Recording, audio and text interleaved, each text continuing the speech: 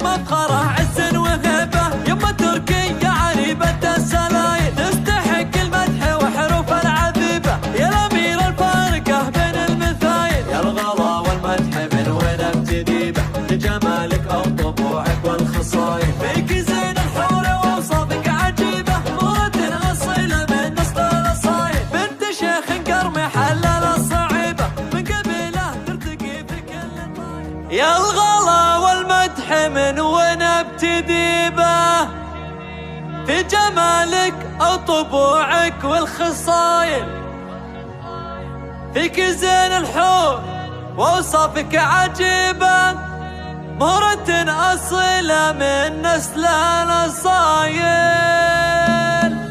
والله انك مفخره عز وهبه، يما تركية عريبة السلايل، تستحق المدح وحروف العذيبه، يا الاميره الفارقه بين المثايل. يا الغلا والمدح من وين ابتدي به، لجمالك او طبوعك والخصايل، فيك زين الحور واوصافك عجيبه، مرة اصيله من نص الاصايل، بنت شيخ قرمي حلل الصعيبه، من قبيله ترتقي في كل طايل، فالكرم والجود مدتك رحيبه، ما تشابه مدتك الا المخايل. ابو تركي شيخ له قدر وهيبه، الكريم الشام شيل الثقايل، فكري بالطيفان ونشهده بالطيبه، ما يقلط بالصحون الا الجزايل، فاتح بيته وجاره يعتني به، فحبيب الكل كسب